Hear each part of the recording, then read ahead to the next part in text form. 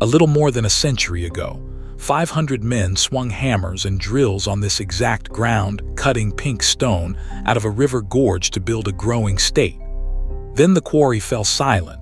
A town of 300 people vanished, and the North Woods quietly swallowed all of it. Today, the only traffic on the old railroad grade is a bicycle, rolling through a corridor of birch and pine on a cool October morning. Beneath these tires lie the ruins of a powerhouse, a rock crusher, and a lost village named Banning. And just off the trail, one of the wildest rivers in Minnesota is still carving its way through solid rock. This is Banning State Park, near Sandstone, Minnesota, and it holds one of the strangest and most dramatic stories in the state.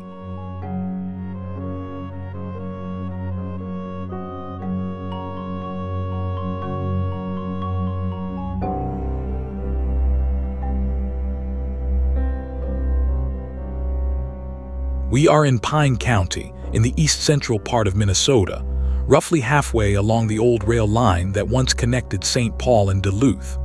Banning State Park stretches for about 10 miles along the Kettle River, just north of the town of Sandstone. The park covers roughly 6,200 acres of pine and hardwood forest, sandstone bluffs, and whitewater. Our route today is a bike ride of just under 6 miles, beginning near the northern trailhead at a latitude of 46 degrees and a longitude of 92 degrees west. It is the 3rd of October, 2023, and the autumn colors are just past their peak. Over the next hour, this quiet trail will lead us straight through the wreckage of an entire vanished industry.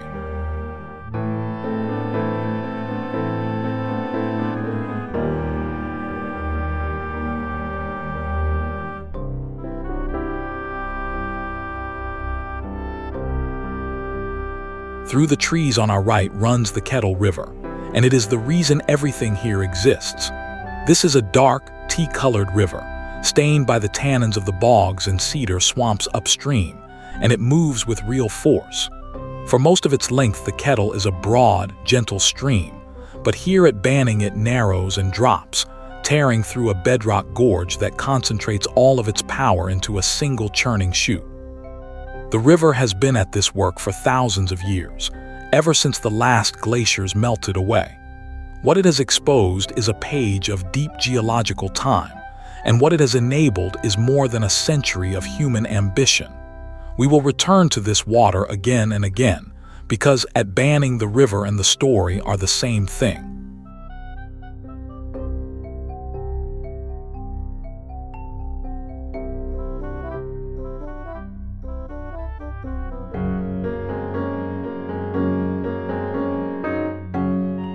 The rock the river is cutting through is called Hinkley Sandstone, and it is astonishingly old.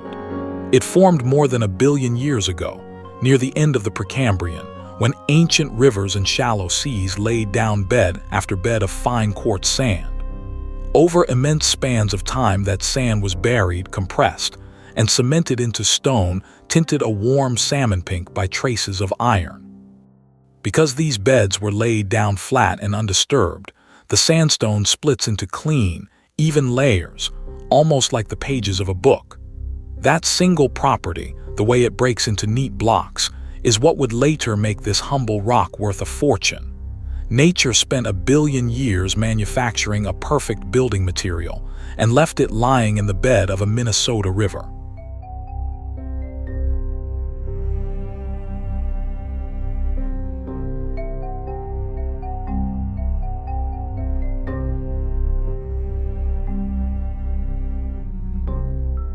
The river left its own signature in the stone, and it gives the Kettle its name. Scattered along the gorge are deep, smooth, cylindrical holes bored straight down into the solid sandstone, some of them large enough to swallow a person. These are called potholes or kettles, and they were drilled by the river itself. As the glaciers melted at the end of the last ice age, torrents of meltwater trapped pebbles and grit in swirling eddies, and those spinning stones ground down into the bedrock like a slow, natural drill. Given enough centuries, the water carved smooth shafts and even worn through arches in the rock. When early travelers saw these round hollows, they thought of cooking kettles, and the name stuck to the whole river.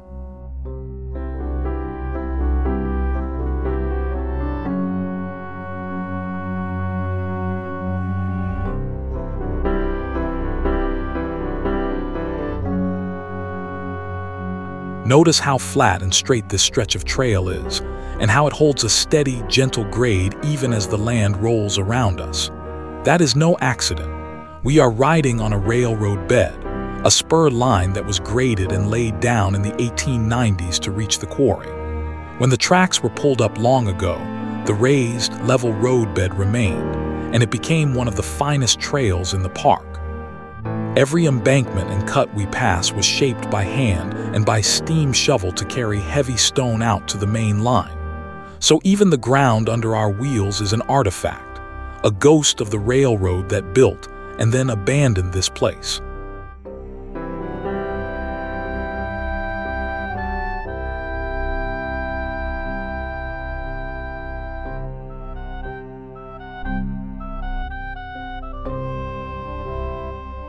Downstream, the gorge tightens into its most famous and forbidding stretch, a place called Hell's Gate. Here the sandstone walls close in and rise as much as 40 feet straight up out of the water, squeezing the entire Kettle River into a narrow, roaring slot. Along this 1.5-mile run, the river tumbles through a series of rapids with names that read like a warning: Blueberry Slide, Mother's Delight, Dragon's Tooth, Little Banning, and Hell's Gate itself. Some of these rapids reach Class 4, the domain of expert whitewater paddlers only.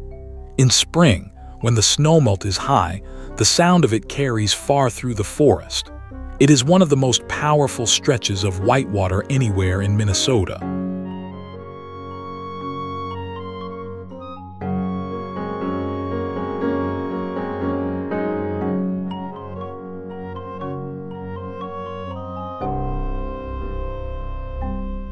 The story of human banning begins in 1892, the year the quarry opened. Someone recognized that the pink stone exposed in the river gorge was very nearly perfect for construction, hard, handsome, and easy to cut into blocks. Crews moved in and began stripping away the soil and splitting the sandstone free of the bedrock in massive slabs. It was brutal, dangerous labor, done with hand drills, chisels, black powder, and raw muscle. Within a few short years, the operation grew into one of the largest sandstone quarries in the region. What had been an empty stretch of riverbank became an industrial site, humming with hundreds of workers.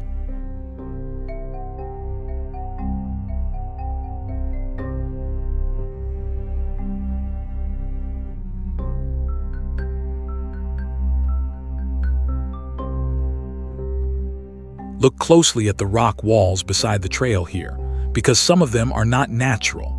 Among the mossy, weathered outcrops, you can pick out faces that are unnaturally flat and squared off, with the sharp corners and straight lines that only tools can make. These are the walls of the old quarry, the exact spots where blocks of sandstone were pried loose and hauled away more than 100 years ago. Moss, lichen, and ferns have colonized every ledge, softening the cuts and blurring the line between what the river made and what men made. Ride slowly through here, and you are threading between two kinds of sculpture, one carved by water over millennia, the other by hand in a single frantic generation.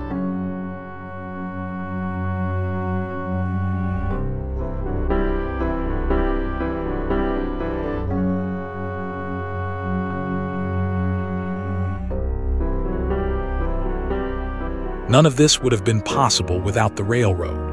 In 1892, the St. Paul and Duluth Railroad ran a spur line right to the edge of the quarry, and that connection was everything. A block of stone is worth almost nothing if you cannot move it, but with rails in place, finished blocks could be loaded onto flat cars and shipped south to St. Paul and Minneapolis or north to Duluth. The railroad turned an isolated riverbank into a supplier for a booming region. It is a familiar pattern in American history. Wherever the rails went, industry and towns followed close behind. And here, they followed almost overnight.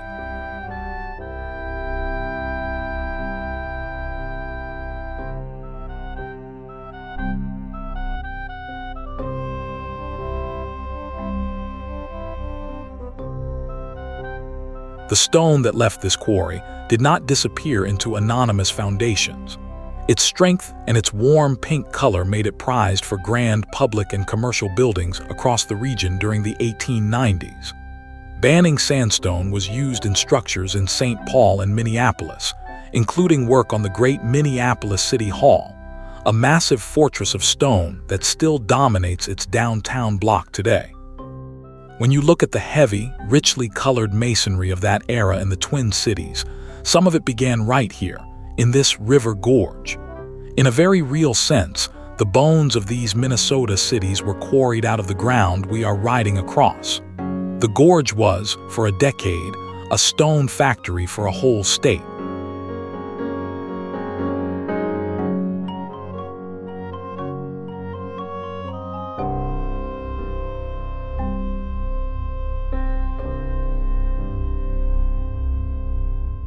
For a moment, let the history rest and just feel the ride.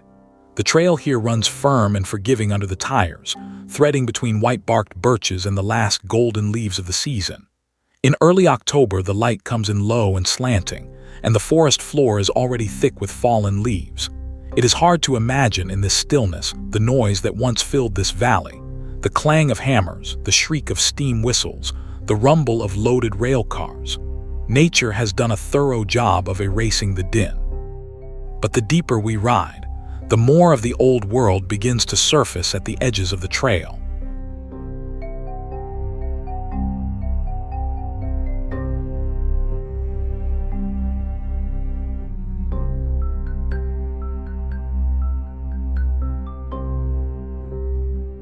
Where there is a quarry, there must be a town. And so in 1896, a village was platted on the flat ground above the river. It was named Banning, in honor of William L. Banning, the president of the St. Paul and Duluth Railroad. At its height around the turn of the century, the town was incorporated and home to roughly 300 people. It had the ordinary machinery of a real community: houses, a boarding house for the single workman, a saloon, and a hotel. Children were born here, families put down roots, and for a while it must have seemed permanent. Almost none of it survives above the ground today.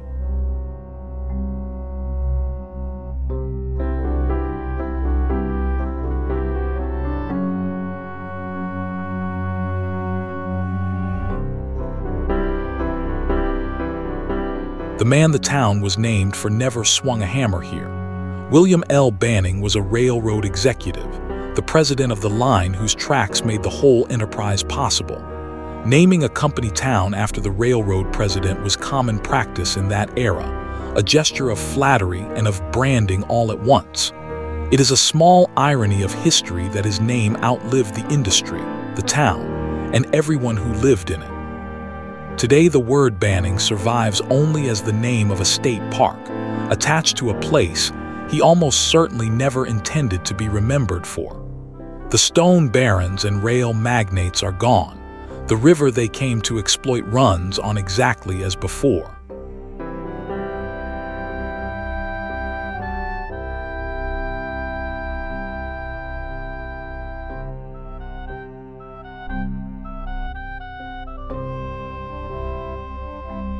We are now riding across the ground where the town of Banning once stood, and this is the strangest part of the whole trip. There are no streets, no crumbling walls, no rows of foundations to see. The forest has reclaimed the townsite so completely that even the remains that first inspired the park are no longer visible from the trail. Somewhere beneath these leaves and roots lie the cellar holes and the packed earth of a place where hundreds of people once lived their entire lives. It is a powerful reminder of how quickly the wilderness can take a place back. Ride through slowly and imagine the homes that stood in these very clearings.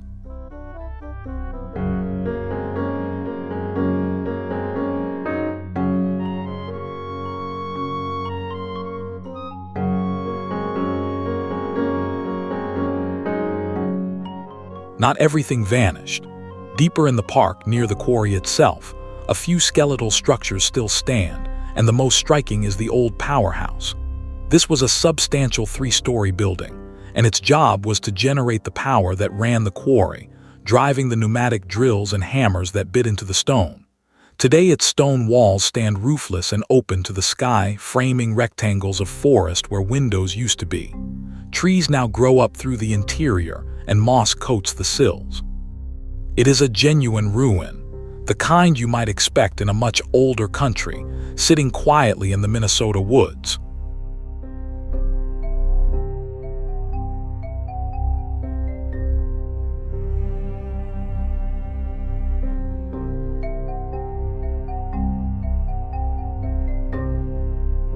As the trail works its way back toward the river, watch the forest on either side for shapes that are too regular to be natural. Straight lines, right angles, and squared-off blocks of stone start to appear among the trees. These are the scattered remains of the quarry's working heart, the buildings and foundations where the stone was cut, crushed, sorted, and loaded. After more than 100 years of freeze and thaw and creeping roots, they are softened and half-buried, but they are unmistakably built things. Riding among them feels a little like exploring an ancient site, except that the people who left these ruins were the grandparents and great-grandparents of folks still living nearby.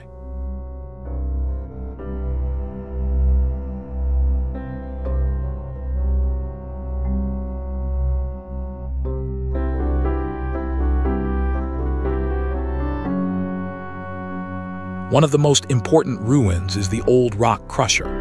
Not every piece of stone that came out of the quarry could be sold as a handsome building block. Broken, irregular, and lower-grade sandstone was fed into the crusher, which smashed it down into gravel and crushed stone for concrete and roadbeds. Nearby stood a sorting and crushing room whose foundation you can still trace on the ground. It is a reminder that even a stone quarry was a whole system, engineered to waste as little of its raw material as possible. The high-grade stone rode the rails to the cities. The rest was pulverized right here on the spot.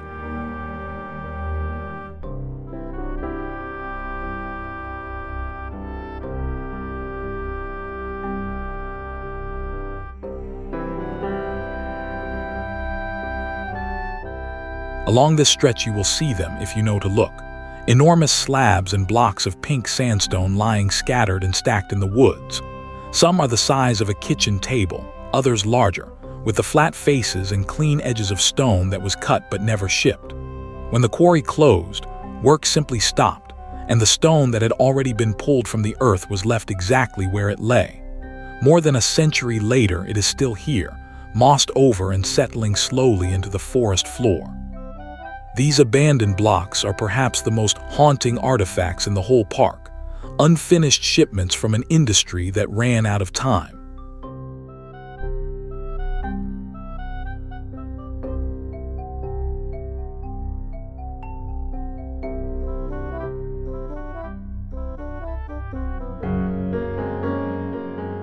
Try to picture this silent forest as it was at the height of the boom, when as many as 500 men worked this quarry. They came from Scandinavia and from across the eastern United States, drawn by wages and the promise of steady work. The labor was grueling and often dangerous, splitting stone with black powder and moving multi-ton blocks with derricks, ropes, and horses. They lived in the boarding house in the little town, ate in its kitchens, drank in its saloon, and worshipped in the surrounding country. For a brief window of years, this remote riverbank was one of the busiest industrial spots in eastern Minnesota. And then, in a single terrifying afternoon, the whole region very nearly burned to the ground.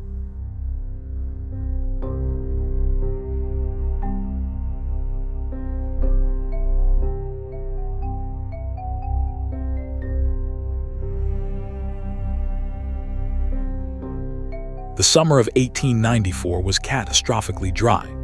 2 months of drought had turned the pine forests of Pine County into a tinderbox, and the ground was littered with slash and debris left behind by decades of aggressive logging. On the 1st of September, several small fires burning in the woods merged into a single monstrous blaze. It became a firestorm, generating its own hurricane-force winds and a wall of flame that raced across the landscape faster than a person could run.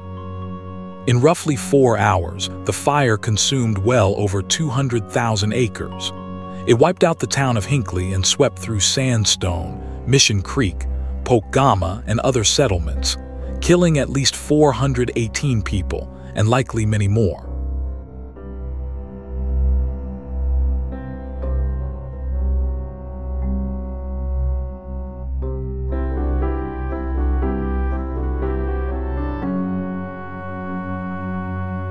The forest we are riding through today is a forest that grew back after fire.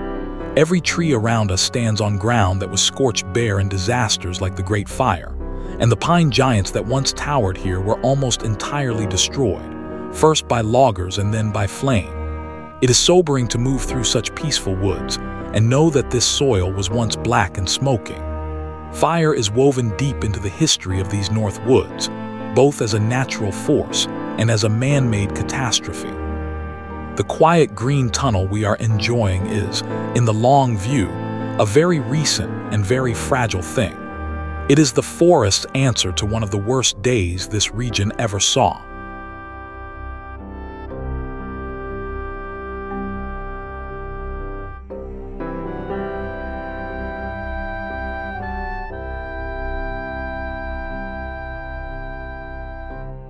The Great Fire produced acts of desperate courage, and one of them happened right at Sandstone, just south of here.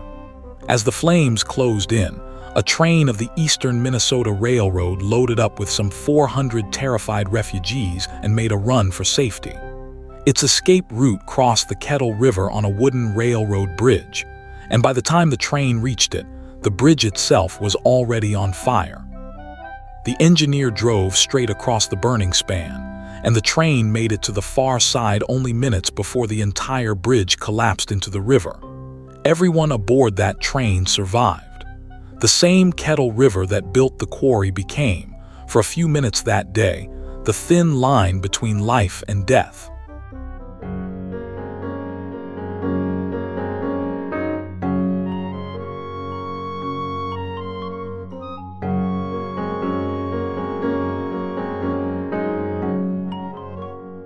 Another train, this one on the St. Paul and Duluth line, carried more than 300 people fleeing the flames.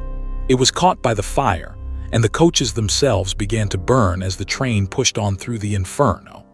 The crew managed to reach a shallow, muddy body of water called Skunk Lake, and there the passengers and crew plunged into the water and mud, lying low as the firestorm roared over and past them. They survived by staying submerged while the world above them burned. Stories like these, of trains outrunning fire and people breathing through wet cloth in the shallows, are the human heart of the Hinckley disaster. The quarry at Banning, remarkably, would go on despite it all.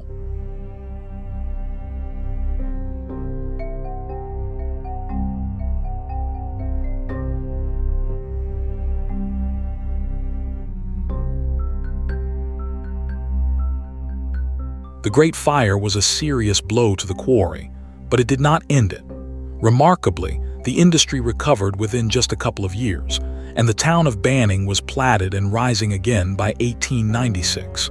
Stone kept flowing out to the cities, and for a while it must have seemed that Banning had survived the worst that fate could throw at it. But the true threat to the quarry was not fire or flood.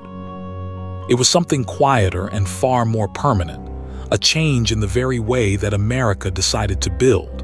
And against that change, no amount of grit or recovery could win.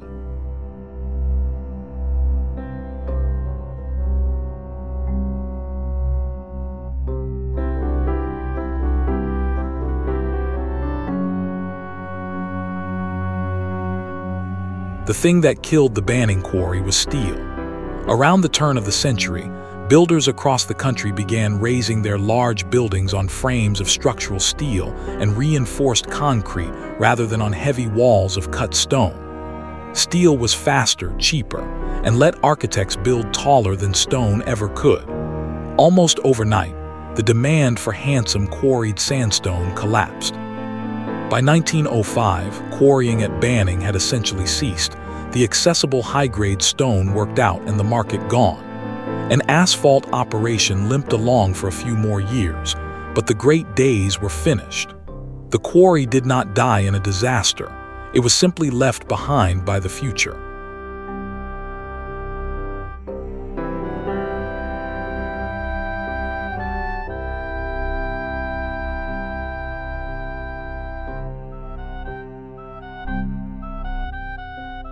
With the quarry gone, the town of Banning had no reason to exist, and it faded fast.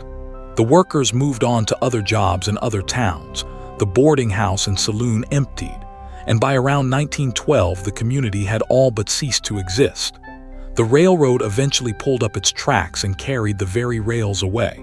House by house, Banning was abandoned, salvaged, and slowly reabsorbed by the forest. Within a single generation, a town of 300 souls became a memory, and then not even that. What defeated Banning in the end was not catastrophe but obsolescence, the quietest killer of towns.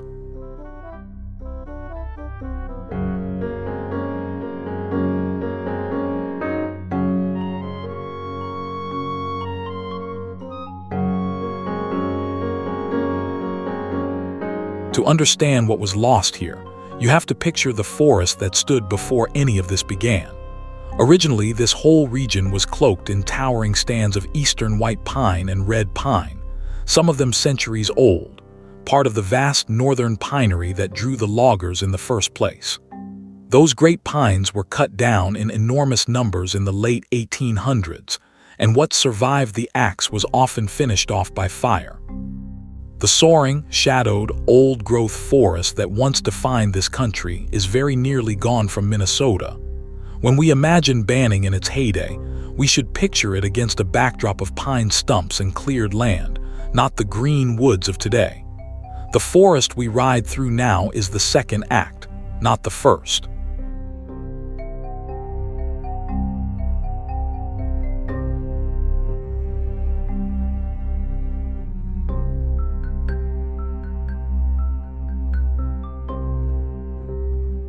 The trees crowding this trail tell that story of loss and recovery at a glance.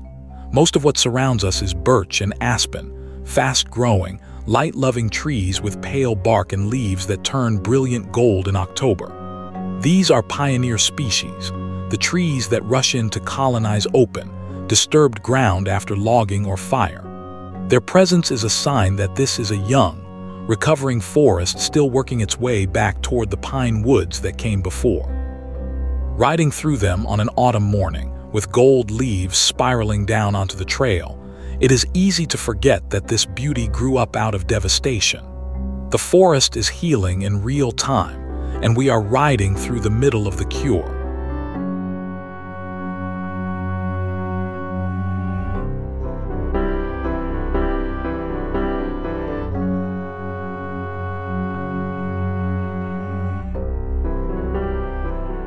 Given enough undisturbed time, this birch and aspen forest will slowly change again. In the shade beneath these pioneer trees, seedlings of longer-lived species take root, including the pines and hardwoods that represent the forest's mature form.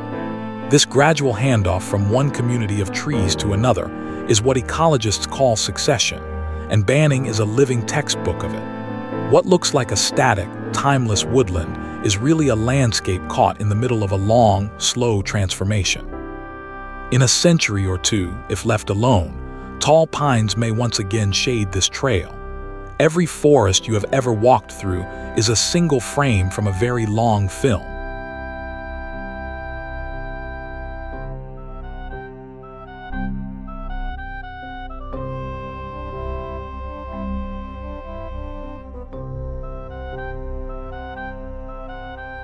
A recovering forest like this one is rich with life, and Banning shelters a great deal of it. The park is home to well over 180 species of birds and dozens of species of mammals, from white-tailed deer and beavers to foxes, coyotes, and black bears. Ride quietly in the early morning as we are now, and you have a real chance of surprising a deer at the trail's edge or hearing the slap of a beaver's tail on the river. The mix of forest, wetland, and rushing water packs an unusual variety of habitats into a small area. Every clearing and every stream we pass is somebody's home. In autumn, the whole community is busy fattening up and preparing for the long Minnesota winter.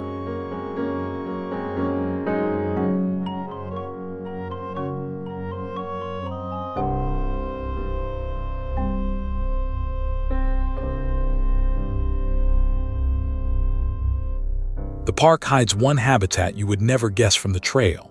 Somewhere in the sandstone lies a feature known as Robinson Ice Cave, a cool, sheltered hollow in the rock that holds cold air long into the year. In winter it becomes a hibernaculum, a place where bats gather to sleep away the cold season, including little brown bats, big brown bats, and the northern long-eared bat. These small creatures pass the frozen months hanging in the dark and the damp, their heartbeats slowed almost to nothing. Features like this make the old quarried and river-carved rock more than scenery. It is critical shelter for vulnerable animals. The stone that men once broke for profit now quietly keeps other lives alive.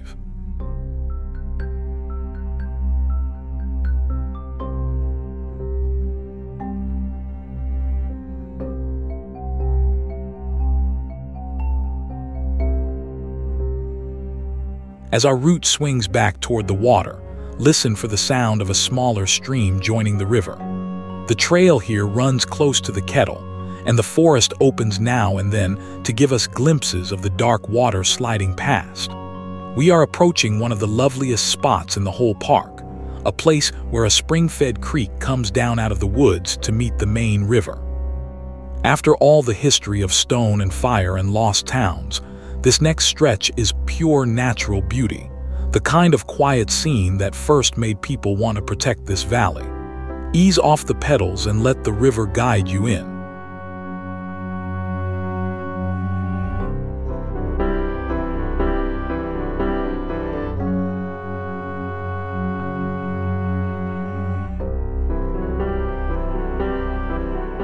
Here Wolf Creek, a clear, spring-fed stream, tumbles down over a ledge of sandstone and drops about 12 feet into the Kettle River. Wolf Creek Falls is a small waterfall, but it is a jewel, framed by mossy rock and overhanging trees, and in autumn the fallen leaves swirl in the pool below it. Because the creek is fed by springs, it runs cold and clear all year, a striking contrast to the tan and dark river it joins. It is the kind of intimate, hidden place that rewards anyone willing to walk the extra distance to find it. Small waterfalls like this one, tucked into the folds of the gorge, are part of what earned this river its lasting protection.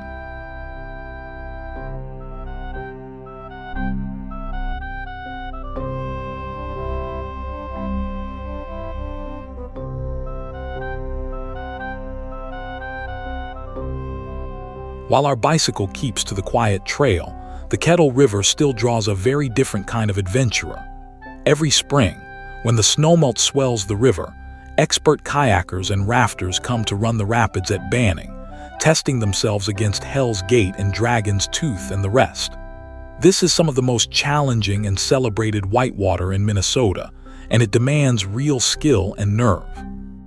The same 40-foot walls and churning drops that made this gorge so dramatic to quarry now make it a proving ground for paddlers. It is a fitting second life for a river that has always defined itself by its power. What broke the backs of quarrymen now thrills a new generation on the water.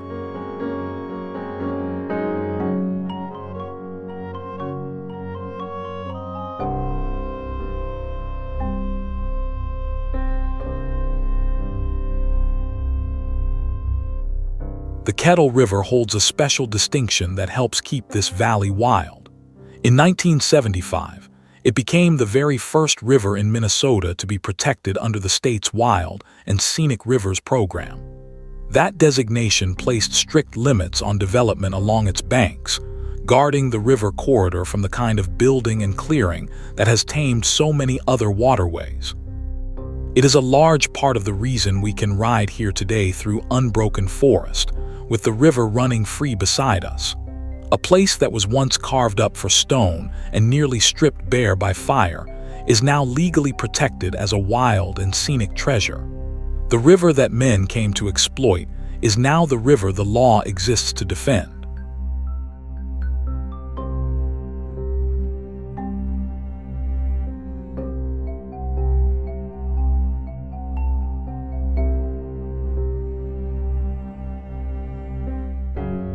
There is one more chapter in the river's recovery worth telling as we ride. For much of the 20th century, a dam near Sandstone altered the river's flow, drowning a stretch of its natural rapids. In 1995, that dam was removed, and the river was allowed to return to its wild state. When the water dropped, a waterfall and rapids that had been submerged for decades came roaring back to life. It was a small act of restoration with a dramatic result, the river reclaiming a piece of itself almost overnight. Banning has become a place defined not just by what was taken from it, but by what has been given back.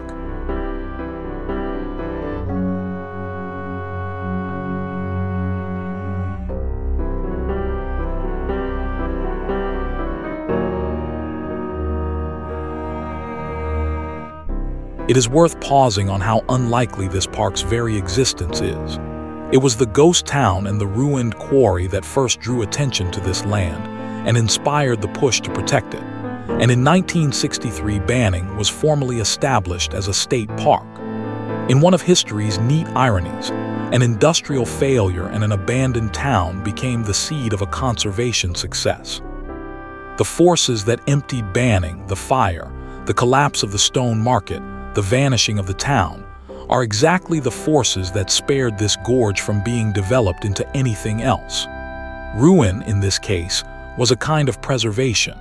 The best thing that ever happened to this landscape may have been the day the quarry closed.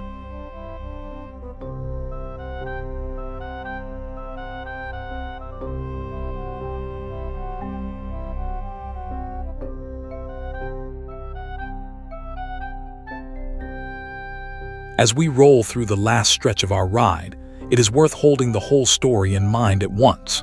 In just under 6 miles and about an hour of easy pedaling, we have crossed 1 billion years of geology, an entire boom and bust industry, one of the deadliest fires in American history, and a century of quiet forest recovery. Almost none of it is announced by signs.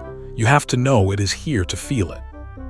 That is the particular magic of Banning, a place where the biggest events left the faintest marks. The river still runs, the birches still glow gold in October, and the stone lies waiting in the woods for anyone curious enough to look.